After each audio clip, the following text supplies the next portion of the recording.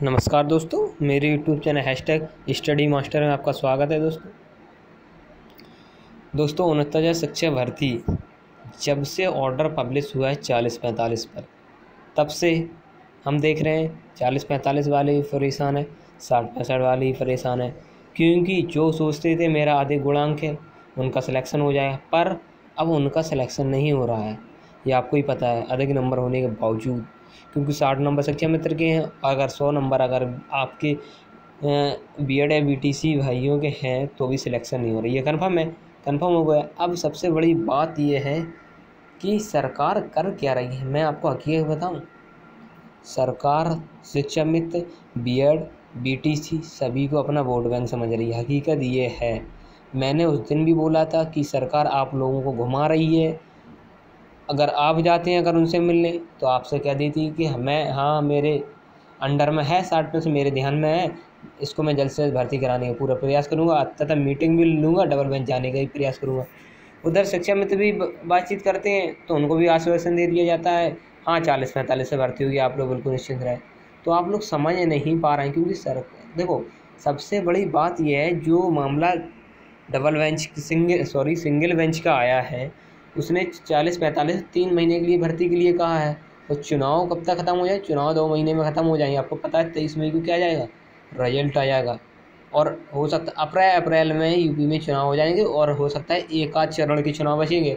और मुझे यही लगता है सरकार मिनिमम अभी कहीं कुछ नहीं करेगी 1-1.5 महीने तक, बिल्कुल शांति से बैठी रहेगी। जब तक आप सब लोग वोट डाल लोगे ना, इसके बाद फिर जब उसको जो कुछ करना होगा, उसको जो उचित लगेगा वो सरकार करेगी। अभी सरकार सभी को घुमा रही है, मैं इतना बता रहा हूँ, कन्फर्म है। क्योंकि सरकार देख लेना, नहीं अभी नहीं जाएगी डबल बेंच।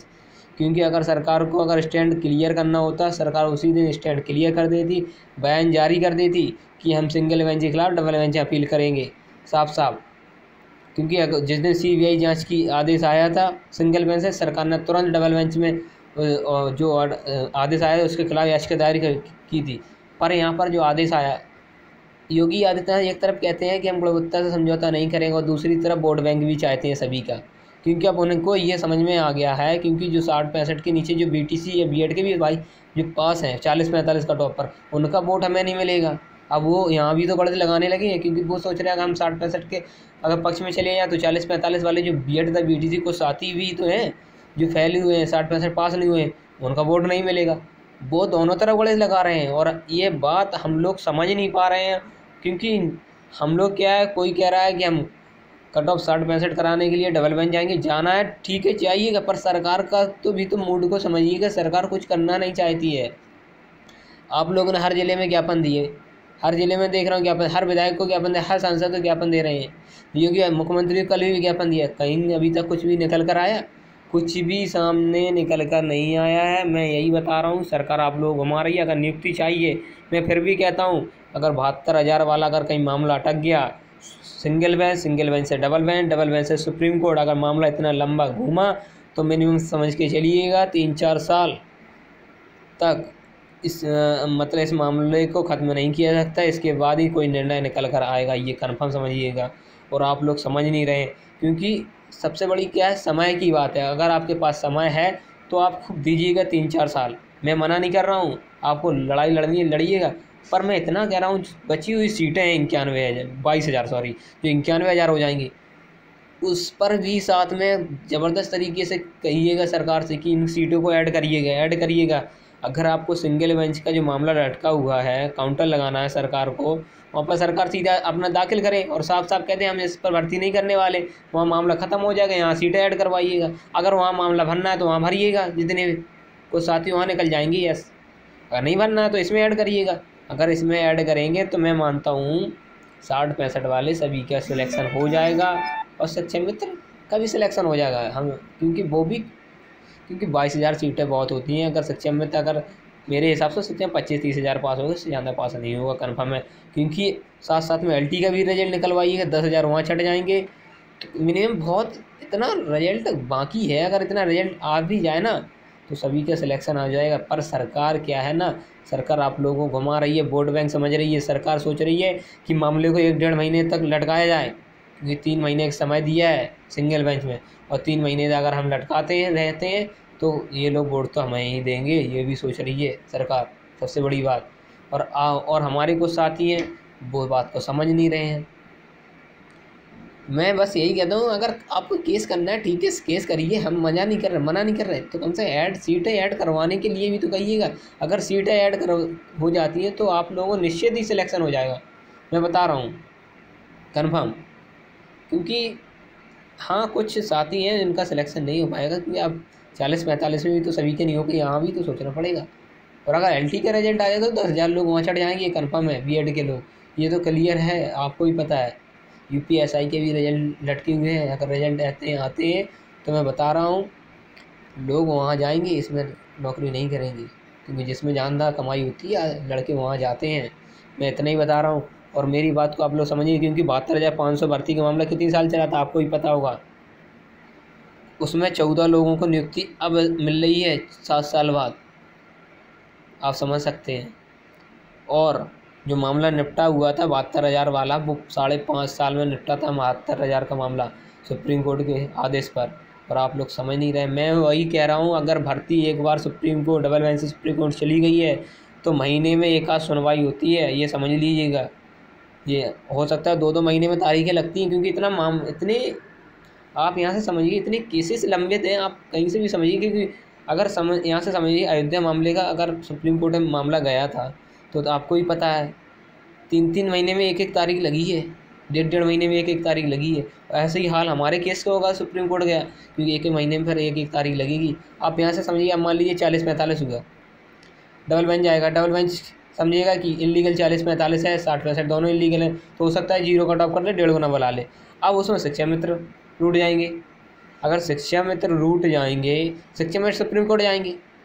और अगर यही खेल चलता रहा तो मैं कन्फर्म कहता हूँ नियुक्ति 5.5 साल तक, 4-5 साल तक आपको नहीं मिलेगी, ये कन्फर्म है, लिख के ले लेना। और ये मामला कब तक खिंचेगा, अभी 19 चल रहा है, हो सकता है विधानसभा चुनाव तक जाए, 22 तक, तो देख लेना। और मुझे यही लग रहा है, और जो सोचे बैठे थे कि इसके बाद वैकेंसी आने वाली 56,000, जिसका पहले से बात चल रही है 56,000 वैकेंसी आने वाली है, नवंबर में या दिसंबर अक्टूबर में आ जाएगी, लास्ट में मतलब साल के अंत में आ जाएगी।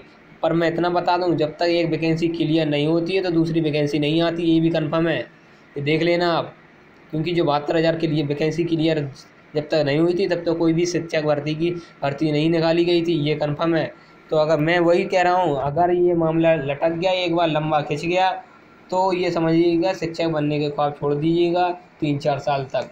जब अगर सुप्रीम कोर्ट से आदेश आए तब हो सकता है आपका पैसा जो कुछ भी रहे आप में उसमें नियुक्ति मिले।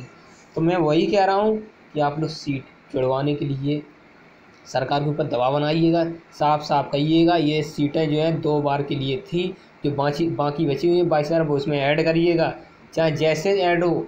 क्योंकि मैं बता, क्योंकि समस्या ये है, मामला लंबे तो मैं भी मान रहा हूँ मामला लंबे, पर सरकार काउंटर दाखिल करे और साफ साफ कहे लिख करके मैं 30 से भर्ती नहीं करूँगा। हाँ, करनी है तो वहाँ करिएगा, नहीं करिएगी तो इसमें ऐड करिए, कुछ तो करिएगा। सीटें क्यों ले जा रहे हैं बचा कर आप? वही मैं बता रहा हूँ, अगर ऐड होती हैं तो कुछ हद तक फिर भर्ती। और सबसे पहली बात, ऐड होने के बाद तुरंत आंसर की रिजल्ट निकलवाइएगा, और जो मामला जो निर्णय आता रहे, कम से कम रिजल्ट उत्तर कुंजी तो निकलवाइएगा, जिससे धांधली ना हो सके, ये भी तो सोचना पड़ेगा। अगर एक बार धांधली हो गई ना, तो मैं बता रहा हूँ जिसका ज़्यादा गुणांक है ना, ज़्यादा नंबर है, उसका भी नहीं होगा, ये भी कन्फर्म है। क्योंकि हमारे कुछ साथी बता दें कि 72,000 में धांधली हुई थी, कोई बताते हैं कि मेरे 110 नंबर थे तो भी सिलेक्शन नहीं हुआ था। अब यहाँ से आप दिमाग लगा सकते हैं, मैं अपनी बात बिल्कुल सही कह रहा हूँ, क्योंकि मैं बहुत क्लियर स्टैंड से साथ कह रहा हूँ, क्योंकि सभी को नियुक्ति ज़रूरी है इस टाइम। मैं नहीं चाहता कोई 3-4 साल तक वेट करे, हकीकत ये है। क्योंकि ये सरकारें क्या है, ये वोट बैंक चाहती हैं, इन्हें नियुक्ति से मतलब नहीं है। और मीडिया वाले भी, आपको ही पता है, बेरोजगारी पर डिबेट नहीं दिखाएंगे, आपको भी मालूम है। आप कितना भी दबाव बनाइएगा, कितने भी ट्वीट करिएगा, पर आपकी बात नहीं सुनी जाएगी। मैं बता रहा हूँ, वो तो बात जैसे नेशनल मीडिया में कहीं पे प्रोग्राम हो रहा है तो आप लोग वहाँ पर बात को उठा देते हैं तो बात को पता चल जाता, पर मीडिया वाले हमारी नीच को दिखाते तक नहीं है, हकीकत ये है। क्योंकि सबसे बड़ी बात क्या है, अब कुछ कहना नहीं है, क्योंकि सब लोग, आपको पता है मीडिया वाले कैसे हो गए हैं आजकल। तो वही है, मैं बता रहा हूँ, ट्वीट से अभी तक किसी को ट्वीट से किसी को जवाब तक नहीं मिला है। हकीकत ये है, हम लोग कब से ट्वीट कर रहे हैं आपको ही पता है, बराबर लाखों में ट्वीट किए गए, ट्रेंड भी किया है हमारा ट्वीट, फिर भी कुछ नहीं हुआ है। मैं बता रहा हूँ, जब तक सरकारें कुछ नहीं सोचेंगी तब तक कुछ नहीं होगा। हकीकत ये है, वही मैं बता रहा हूँ, आप लोगों को जागना पड़ेगा। सबसे पहले मैं बता रहा हूँ, सीटें ऐड करवाइएगा, अगर नियुक्ति चाहिए सीटें ऐड करवाइए, उत्तर कुंजी करवाइए, रिजल्ट करवाइए, फिर समझिएगा क्या करना है क्या नहीं करना, फिर लड़िएगा। धांधली से तो बचते रहेंगे कम से कम।